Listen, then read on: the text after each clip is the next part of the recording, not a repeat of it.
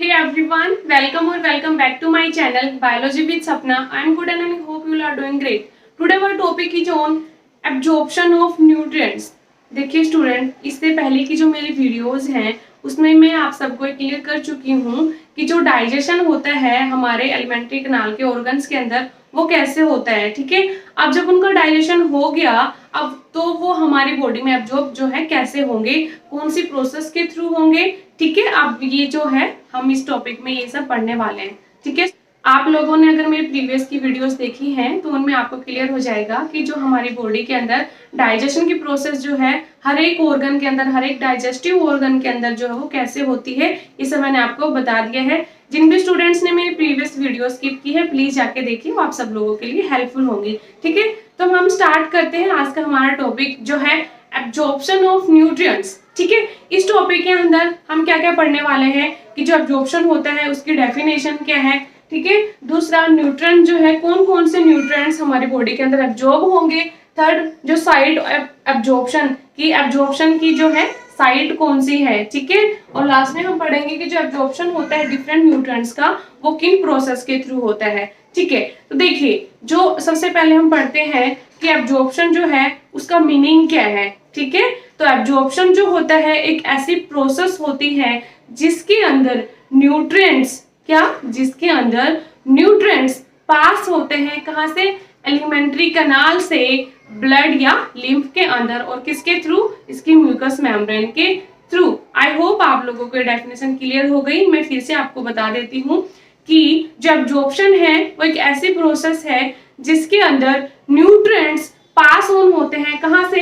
Alimentary canal to blood और lymph, किसके through? इसकी म्यूकस मेम्ब्रेन के थ्रू। और जब वो न्यूट्रिएंट्स एब्जॉर्ब होके हमारे ब्लड और लिम्फ के अंदर चले जाते हैं वही पास ऑन करते हैं सेल्स को, टिश्यू को, जिसकी वजह से हमें एनर्जी मिलती है और हम अपने फंक्शन को अच्छे तरीके से परफॉर्म कर पाते हैं। ठीक है, पढ़ते हैं कि nutrients to be absorb means कौन कौन से न्यूट्रिएंट्स एब्जॉर्ब होते हैं। ये मैंने आप लोगों को पहले भी क्लियर किया है कि हमारी बॉडी मैक्रोमोलिक्यूल्स को एब्जॉर्ब नहीं कर पाती। उसके लिए क्या होता है? इनका डाइजेशन होता है। जैसे कि डायरेक्टली जो हमने खाना खाया उसमें क्या है? मैक्रोमोलिक्यूल्स हैं, जैसे कि फैट्स हैं, प्रोटीन्स हैं, कार्बोहाइड्रेट्स हैं।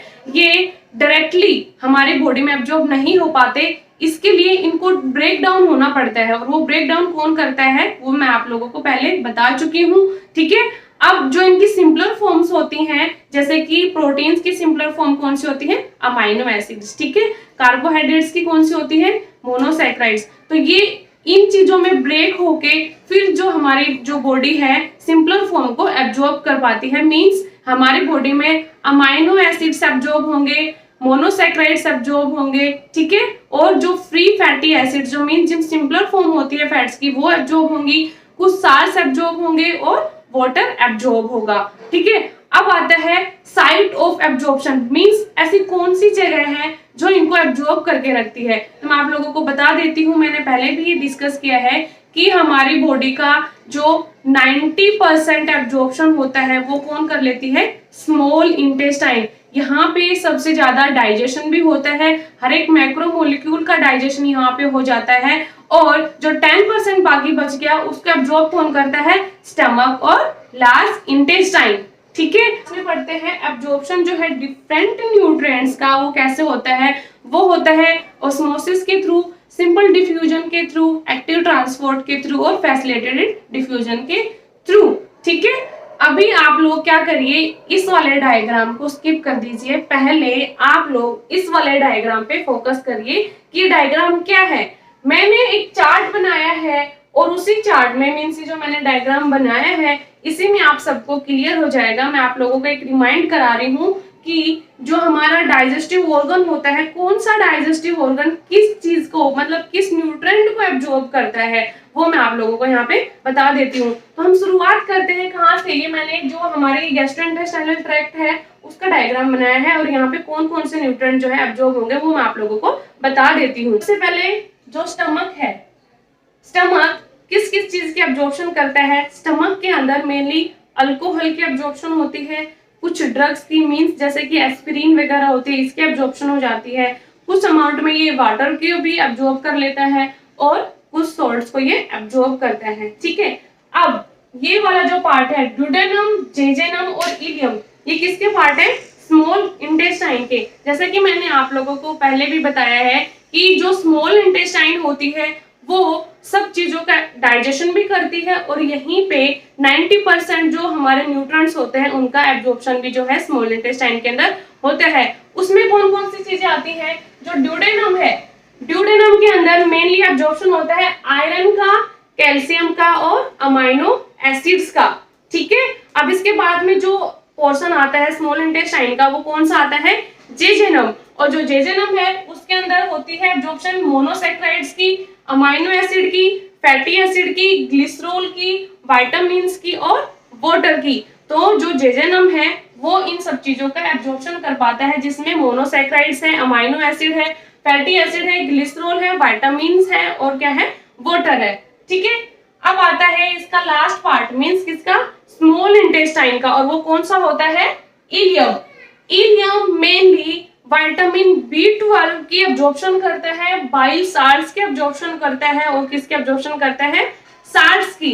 ठीक है, तो जो ये स्मॉल इंटेस्टाइन थी इसने लगभग 90% जो न्यूट्रिएंट्स हैं उनको कवर कर लिया एब्जॉर्प्शन के लिए, और जो बाकी 10% बचा था वो किसने करा है? स्टमक ने और लार्ज इंटेस्टाइन ने। हम दो पढ़ चुके हैं, स्टमक का और स्मॉल इंटेस्टाइन का। अब थर्ड नंबर पे हम पढ़ते हैं कि जो लार्ज इंटेस्टाइन होती है वो किस चीज का एब्जॉर्प्शन करती है। ठीक है, तो जो लार्ज इंटेस्टाइन होती है उसके अंदर वाटर का एब्जॉर्प्शन होता है सबसे ज्यादा अमाउंट में। ठीक है, जो भी मटेरियल, जो भी डाइजेस्टेड फूड जो पास ऑन होता है एनएस के लिए, उसके अंदर से भी ये वाटर को एब्जॉर्ब कर लेती है। यहाँ पे कुछ ड्रग्स का, कुछ विटामिन्स का, और जो विटामिन्स कौन से विटामिन? जो प्रोड्यूस करी है बैक्टीरियाज ने, गुड बैक्टीरियाज ने, उनका एब्जॉर्प्शन कौन करती है? हमारी लार्ज इंटेस्टाइन। तो स्टूडेंट ये डायग्राम आई होप आप लोगों को समझ में आ गया होगा। हम चलते हैं हमारा जो दूसरा डायग्राम मैंने बनाया है इसकी तरफ। ये जो डायग्राम है मेनली किसका है? स्मॉल इंटेस्टाइन का मैंने बनाया है कि जो स्मॉल इंटेस्टाइन की एपिथेलियल सेल्स हैं वो किस किस चीज के न्यूट्रिएंट्स की एब्जॉर्प्शन करती हैं। ठीक है, तो जैसे ही मैंने आप लोगों को बता दिया हमारी बॉडी डायरेक्टली मैक्रोमोलिक्यूल्स को एब्जॉर्ब नहीं कर पाती। मैक्रोमोलिक्यूल में क्या आता है? जैसे कि डायरेक्ट प्रोटीन उसके अंदर एब्जॉर्ब नहीं हो पाता, डायरेक्टली कार्बोहाइड्रेट जो है एब्जॉर्ब नहीं हो पाता, डायरेक्टली फैटी एसिड जो है एब्जॉर्ब नहीं हो पाते, मींस फैट एब्जॉर्ब नहीं हो पाते। इसके लिए इनको किस में ब्रेक डाउन होना पड़ता है? सिंपलर फॉर्म्स में। वही मैं आप लोगों को यहाँ पे बता देती हूँ। देखिए स्टूडेंट, जो मैंने ये डायग्राम बनाया है इसमें भी मैंने दिखाया है, ये जो डायग्राम है इतना पोर्शन इसमें दिखाया है मैंने एब्जॉर्प्शन ऑफ अमाइनो एसिड्स का, और जो अमाइनो एसिड का जो एब्जॉर्प्शन हुआ है वो किस प्रोसेस के थ्रू हुआ है वो मैंने बताया है यहाँ पे। ठीक है, बी डायग्राम में बताया है एब्जॉर्प्शन ऑफ कार्बोहाइड्रेट्स का, और जो सी डायग्राम आप लोग देख पा रहे हैं वो मैंने दिखाया है किसका? एब्जॉर्प्शन ऑफ फैट्स का। ठीक है, पहले हम इस डायग्राम को जनरली देख लेते हैं। ये डायग्राम है क्या? जो आप लोग ये देख पा रहे हैं ये ऊपर वाला पोर्शन, ये क्या है? ल्यूमन है स्मॉल इंटेस्टाइन की, और ये जो देख पा रहे हैं मैंने 3 सेल्स बनाई है, ये क्या है? एपिथेलियल सेल्स हैं किसकी? स्मॉल इंटेस्टाइन की। और ये लास्ट पार्ट आप देख पा रहे हैं ये क्या है? Blood capillary. तो जो हमारे टॉपिक का जो मेन है वो क्या है? एब्जॉर्प्शन ही दिखाना है ना हमें, और वो एब्जॉर्प्शन कहाँ से होता है? न्यूट्रिएंट्स का पास ऑन कैसे होता है? एलिमेंट्री कैनाल से ब्लड कैपिलरीज के अंदर। तो अब आप लोग ये प्रोसेस देखिए कि ये होती कैसे है, वो मैं आप लोगों को अभी बता देती हूँ। जो पहला हम पढ़ने वाले हैं ए डायग्राम में, इसमें क्या है? एब्जॉर्प्शन है प्रोटीन्स का, मीन जो अमाइनो एसिड्स हैं उनकी सिंपलर फॉर्म, उनका एब्जॉर्प्शन कैसे होता है। देखिए जो इंटेस्टाइन की जो ल्यूमेन है उसके अंदर ये क्या है? प्रोटीन। और प्रोटीन क्या है? एक मैक्रोमोलिक्यूल होता है, कॉम्प्लेक्स फॉर्म होते हैं, तो हमारी बॉडी उसको डायरेक्टली एब्जॉर्ब नहीं कर पाती, इसीलिए उसका ब्रेक डाउन होता है किसके अंदर? अमाइनो एसिड्स के अंदर। और अमाइनो एसिड क्या है? सिंपल स्ट्रक्चर्स होते हैं किसके? प्रोटीन्स के, जो डायरेक्टली जो इजीली एब्जॉर्ब हो पाते हैं। अब ये पास ऑन होते हैं कहाँ पे? एपिथेलियल सेल जो होती है स्मॉल इंटेस्टाइन की उसके अंदर, और कौन सी प्रोसेस के थ्रू? एक्टिव ट्रांसपोर्ट के थ्रू किसमें पास ऑन हो जाते हैं? एपिथेलियल सेल जो है इंटेस्टाइन की उसके अंदर। जैसे ही ये पास ऑन हुए अमाइनो एसिड किसके अंदर एंटर कर गई? जो स्मॉल इंटेस्टाइन की एपिथेलियल सेल्स है वहां पे, वहां से ये एंटर करते हैं, मींस ये पास ऑन हो जाती हैं किसके अंदर? ब्लड कैपिलरीज के अंदर, और जो ये अमाइनो एसिड है ब्लड कैपिलरीज में जाने के बाद हमारा जो जहाँ पे भी हमें हमारी बॉडी की सेल्स को टिश्यूज को इनकी नीड होती है वहां पे ये ब्लड के थ्रू पहुंच जाती है। अब मैं आप लोगों को बताती हूँ कि जो कार्बोहाइड्रेट्स होते हैं उनका ऑप्शन जो है कैसे होता है और वो कैसे ब्लड कैपिलरीज के अंदर एंटर करते हैं। देखिए कार्बोहाइड्रेट्स हैं, कार्बोहाइड्रेट्स क्या होती हैं, कॉम्प्लेक्स फॉर्म होती है, ठीक है। अब वो डायरेक्टली एब्जॉर्ब नहीं हो पाएंगी, डायरेक्टली वो ब्लड कैपिलरी के अंदर नहीं जा पाएंगी, इसके लिए उनको किसमें ब्रेक डाउन होना पड़ता है, उनकी सिंपलर फॉर्म में। और उनकी सिंपलर फॉर्म कौन सी होती है, मोनोसैकेराइड्स।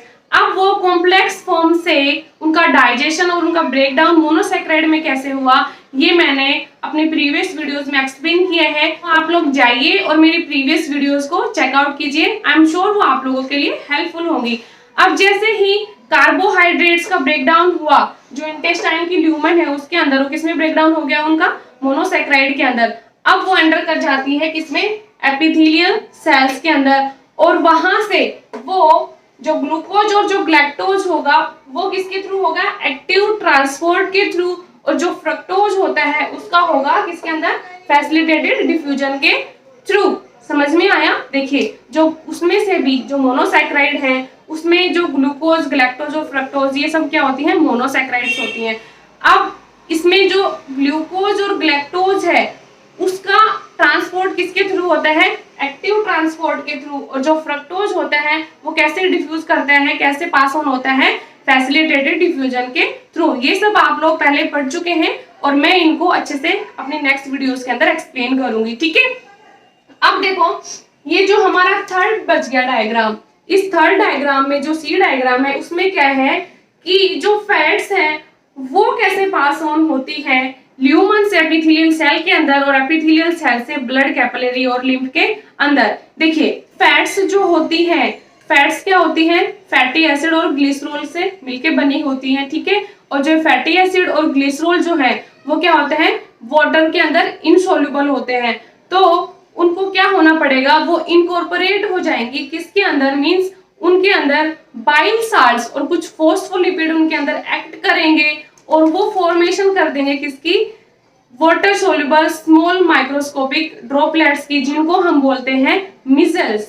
क्या बोलेंगे, मिसल्स। देखिए जैसे कि फैट है, फैट डायरेक्टली एब्जॉर्ब नहीं हो पाएगी, क्यों, क्योंकि वो क्या होती है, वाटर इनसॉल्युबल होती है, तो उसके ऊपर बाइल साल्ट, मान लीजिए ये क्या है, बाइल साल्ट, ठीक है, और ये क्या है, फॉस्फोलिपिड्स। अब इन दोनों ने मिलकर क्या बना दिया, मिसल्स की फॉर्मेशन कर दी। और मिसल क्या होती है, एग्रीगेशन होता है मॉलिक्यूल्स का, जिसके अंदर क्या होती हैं, ग्लिसराइड्स होती हैं, साल्ट्स होते हैं, ठीक है, और फ्री फॉर्म होती है फैटी एसिड्स की, जो सोल्यूबल होती हैं हमारे वाटर के अंदर। अब देखो क्या होगा कि जो फ्री फैटी एसिड या जो मोनोग्लिसराइड है वो कहाँ पे एंटर करेंगी, एपिथेलियल सेल के अंदर, ठीक है। अब जो एपिथेलियल सेल के अंदर एंडोप्लाज्मिक रेटिकुलम है वो उसकी रीसिंथेसिस करेगा और उसको किसमें बना देगा, किसमें कन्वर्ट कर देगा, काइलोमाइक्रोन्स में। और जो काइलोमाइक्रोन्स होती हैं ये क्या होती हैं, सोल्यूबल फॉर्म होती है किसकी, फैट ड्रॉपलेट्स की, ठीक है। अब वहां से ये डिफ्यूजन के थ्रू किसमें एंटर कर जाती है, लिम्फेटिक कैपिलरीज के अंदर, किस फॉर्म में, लैक्टियल फॉर्म में। आई थिंक आप लोगों को समझ में आया। देखिए जो फैट्स होती हैं वो डायरेक्टली एब्जॉर्ब नहीं हो पाएंगी, तो उनके ऊपर कौन एक्ट करेगा, बाइल साल्ट्स और जो फॉस्फोलिपिड है वो एक्ट करेंगे, ठीक है, किस लिए, उसको सिंपल फॉर्म में बनाने के लिए, ताकि वो इजीली हमारे बॉडी के अंदर एब्जॉर्ब हो जाए, ठीक है। अब जो बाइल साल्ट्स और जो फॉस्फोलिपिड है वो किसमें कन्वर्ट कर देंगे दोनों फैट्स को, मिसल्स में। मिसल्स क्या होती है, सिंपलर फॉर्म होती है जो सोल्यूबल होती है, ठीक है। जैसे ही वो एंटर करेगी किसके अंदर, एपिथेलियल सेल्स ऑफ इंटेस्टाइन के अंदर, वहां पे एंडोप्लाज्मिक रेटिकुलम होता है, और वो भी कौन सा, स्मूथ एंडोप्लाज्मिक रेटिकुलम। ये क्या करेगा, रीसिंथेसिस करेगा उनकी और उसको किन में कन्वर्ट कर देगा, सिंपलर, ठीक है, और सोल्यूबल फॉर्म जो होती है काइलोमाइक्रोन, और वो सिंपल डिफ्यूजन के थ्रू जो लिम्फेटिक कैपिलरीज है उनके अंदर एंटर कर जाएंगे, किस फॉर्म में, लैक्टियल फॉर्म में। तो लैक्टियल फॉर्म जो होती है वो एब्जॉर्ब होती है हमारी बॉडी के अंदर। तो स्टूडेंट ये था पूरा एब्जॉर्प्शन के बारे में कि जो न्यूट्रिएंट्स हैं उनका एब्जॉर्प्शन कैसे होता है, कौन कौन से ट्रांसपोर्ट्स होते हैं, किसके थ्रू ये सब होता है, ये मैंने सब आप लोगों को एक्सप्लेन कर दिया। आई होप आप लोगों को ये टॉपिक समझ में आया होगा। आप लोग फिर से दोनों डायग्राम देख लीजिए, ठीक है। सो स्टूडेंट प्लीज मेरी वीडियोस को लाइक करिए, शेयर करिए, कमेंट करिए। जो भी मेरे चैनल पर न्यू आता है प्लीज सब्सक्राइब करिए। ओके स्टूडेंट, बाय बाय, मिलते हैं नेक्स्ट वीडियोस।